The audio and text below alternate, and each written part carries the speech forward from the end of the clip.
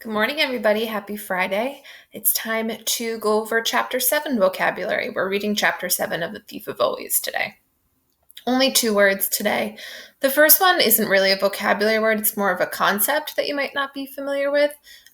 In this chapter, Harvey mentions Noah's Ark, and that is a story from the Bible. A man named Noah built a large vessel or a boat and put one of each animal on it to save them all from a flood. So it's a very famous story from a Bible. And then the next word is exiled. And if you're exiled, that means you're sent out or away from somewhere. Okay, so let's start reading chapter 7. Now, in the last chapter, it was Halloween, right? You remember the masks and the creepy outfits that Harvey and Wendell were finding. Now I see this is called a present from the past, and look at the illustration. And if you look really closely, we talked about this yesterday, you have to look really closely at these illustrations. I see a face in the Christmas tree. It's kind of creeping me out. So I guess the season has changed yet again at the holiday house. So let's get started. There was a bonfire night supper waiting for them when they got back into the house. You look as though you've been in the wars, Miss Griffin remarked when she set eyes on Harvey. Has Wendell been up to his tricks? Harvey admitted that he'd fallen for all of them, but there was one that impressed him in particular. What was that? Said Wendell with a smug grin. The falling ladder? That was a clever touch, wasn't it? No, not the ladder, said Harvey. What then? The thing in the sky. Oh, that. What was it? A kite? That wasn't my doing, Wendell replied. What was it then? I don't know, Wendell said, his smile disappearing. Better not to ask, eh? But I want to know, Harvey insisted, turning to Mrs. Griffin. It had wings, and I think it flew off the roof. Then it was a bat, Mrs. Griffin said. No, this was 100 times bigger than a bat. He spread his arms. Great, dark wings. Mrs. Griffin frowned as Harvey spoke. You imagined it, she said. I did not, Harvey protested. Why don't you just sit down and eat, Mrs. Griffin replied. If it wasn't a bat, then it wasn't anything at all. But Wendell saw it too, didn't you, Wendell? He looked round at the other boy, who was digging into a steaming plate of turkey and cranberry sauce. Who cares, Wendell said, chewing as he spoke. Just tell her you saw it. Wendell shrugged. Maybe I did, maybe I didn't. It's Halloween night. There's supposed to be boogeyman out there. But not real ones, said Harvey. A trick's one thing. But if that beast was real... As he spoke, he realized he was breaking the rule he'd made on the porch. Whether the winged creature was real or not didn't matter. This was a place of illusions. Wouldn't he be happier here if he just stopped questioning what was real and what wasn't? Sit down and eat, Mrs. Griffin said again. Harvey shook his head. His appetite had disappeared. He was angry, though he wasn't quite sure at whom. Maybe at Wendell for his shrugs, or at Mrs. Griffin for not believing him, or at himself for being afraid of illusions. Maybe all three. I'm going up to my room to change, he said, and left the kitchen. We can tell here that Harvey's feeling really frustrated. His questions that he's been having this whole time are not being answered, and it doesn't seem like they're going to be. He discovered Lulu on the half landing, staring out the window. Wind gusted against the glass, reminding Harvey of Rictus's first visit. It wasn't rain the gusts were bringing, however. It was powdery snow. It will be Christmas soon, she said. Will it? There'll be presents for everyone. There always are. You should wish for something. Is that what you're doing? She shook her head. No, she said. I've been here so long, I've got everything I ever wanted. Would you like to see? Harvey said yes, and she led him up the stairs to her room, which was immense and filled with her treasures. She obviously had a passion for boxes, tiny jeweled boxes, large carved boxes, a box for her collection of glass balls, a box that played tinkling music, a box into which 100 smaller boxes fitted. She also had several families of dolls who sat in blank-faced rows around the walls. But more impressive by far was the house from which the dolls had been exiled. It stood in the middle of the room, 5 feet high from step to chimney top. Every detail of brick, slate, and sill perfect. "This is where I keep my friends," Lulu said, and opened the front door. Two bright green lizards came out to greet her, scurrying up her arms onto her shoulders. "The rest are inside," she said. "Take a look." Harvey peered through the windows and found that every perfect room in the house was occupied. There were lizards lounging on the beds, lizards snoozing in the baths, lizards swinging from the chandeliers. He laughed out loud at their antics. "Aren't they fun?" Lulu said. "Great," he replied. "You can come up and play with them any time you want." "Thanks. They're really very friendly. They only bite when they're hungry. Here." She plucked one off her shoulder and dropped it into Harvey's hands. It promptly ran up and perched on his head, much to Lulu's amusement. They enjoyed the company of both the lizard and each other for a long while, until Harvey caught a glimpse of his reflection in one of the windows and remembered what a sight he was. "I'd better go and wash," he told Lulu. "I'll see you later." She smiled at him. "I like you, Harvey Swick," she said. Her plainness made him plain. "I like you too," he told her. Then, his expression darkening, he said, "I wouldn't want anything to happen to you." She looked puzzled. "I saw you at the lake," he said. "Did you?" she replied. "I don't remember." "Well, anyway, it's deep. You should be careful. You could slip and fall in." "I'll be careful," she said as he opened the door. "Oh, and Harvey?" "Yes?" "Don't forget to wish for something." So I'm going to stop there for a second. It really seems like we're seeing a different side of Lulu's personality and a different side of Lulu and Harvey's relationship that might be growing. So think about that as we keep reading. "What shall I ask for?" he wondered as he washed the dirt off his face.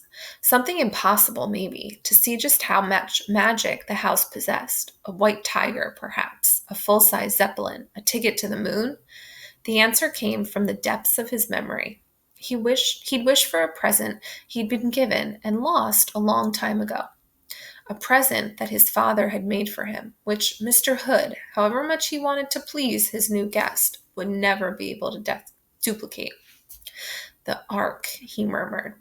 So the Ark is like the boat that I was referring to in the vocabulary that Noah from the Bible created for all the animals for the flood.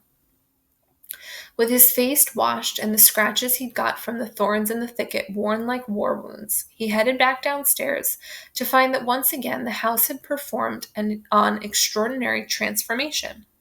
A Christmas tree, so tall that the star at its summit pricked the ceiling, stood in the hallway, the colors of its twinkling lights seeping into every room. There was a smell of chocolate in the air, and the sound of carols being sung. In the living room, Mrs. Griffin was sitting beside a roaring fire, with Stu Cat purring on her lap. "Wendell's gone outside," she told Harvey. "There's a scarf and gloves for you by the door." Harvey went out to the porch. The wind was icy, but it was already clearing the snow clouds, leaving the stars to shine down on a perfect white carpet. Not quite perfect. A trail of tracks led down from the house to the spot where Wendell was building a snowman. "Coming out," he shouted to Harvey, his voice as clear as the bells that were ringing through the crisp air. Harvey shook his head. He was so tired, even the snow looked comfortable. "Maybe tomorrow. It'll be back tomorrow, won't it?" "Of course," Wendell yelled, "and the night after, and the night after." Harvey went back inside to look at the Christmas tree. Its branches were hung with strings of popcorn and tinsel, with colored lights and baubles and soldiers in gleaming silver uniforms. "There's something under there for you," Mrs. Griffin said, standing at the living room door. "I hope it's what you want, sweet." Now remember, Harvey had just wished that the ark that his father had built him, that he lost as a child, would be the present he got to test the magic of the house. So let's see what happens. Harvey knelt down and pulled a parcel with his name on it out from under the tree. His pulse quickened before he even opened it, because he knew from its shape and from the way it rattled that his wish had been answered. He pulled at the string, remembering as he did so how much littler his hands had been the first time he'd held this gift. The paper tore and fell away, and there, shiny and new, was a painted wooden ark. It was a perfect copy of the one his father had made. The same yellow hull, the same orange prow, the same wheelhouse with holes in its red roof for the giraffes to put their heads through. The same lead animals, all in pairs, snug in the hold or peering through the portholes. 2 dogs, 2 elephants, 2 camels, 2 doves, all these and a dozen more. And finally, the same little Noah with his square white beard and his fat wife, complete with apron. How did he know? Harvey murmured. He hadn't intended the question to be heard, much less answered, but Mrs. Griffin said, Mr. Hood knows every dream in your head. But this is perfect, Harvey said in amazement. Look, my dad ran out of the blue paint when he was finishing the elephants, so one of them has blue eyes and the other one has green eyes. It's the same. It's exactly the same. Does it please you then? Mrs. Griffin asked. Harvey said it did, but that wasn't entirely the truth. It was eerie to have the ark back in his hands when he knew the real one had been lost, as though time had been turned on its heels and he was a little kid again.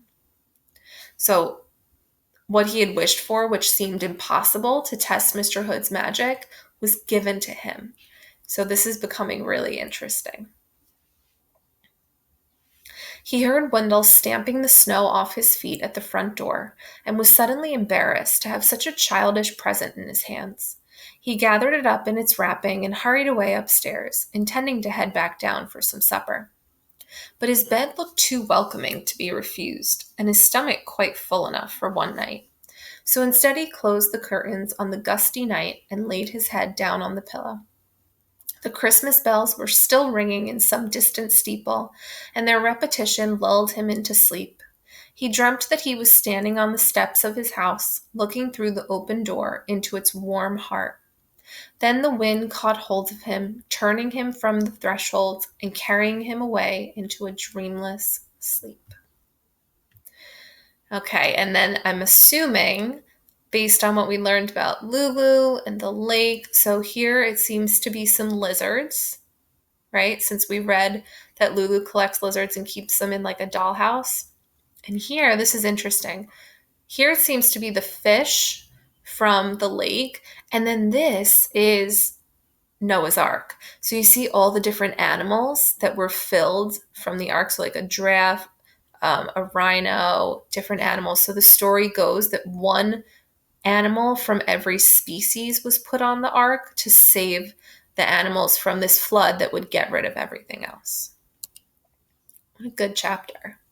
Okay, here are your discussion questions for today. Okay. Question 1. How does Harvey feel when he can't get his questions answered? So what I'm looking for is for you to think about the beginning of the chapter when he's asking about the creature that he saw overhead, and he's asking Wendell and Mrs. Griffin, how is he responding to that? How is he reacting to what they're saying to him? And then question 2, we talked about this a little bit while we were reading. Is the relationship between Harvey and Lulu changing? And if so, how? So make sure you go back into the text and include some specific details. Use RAD structure, restate, answer, detail will definitely help you if you're feeling like you're struggling a little bit with how to write these in complete sentences. But the good news is you all have such amazing inferences, and I can tell you're really enjoying this book. So I look forward to seeing what you write for the answers to these questions. Bye, guys.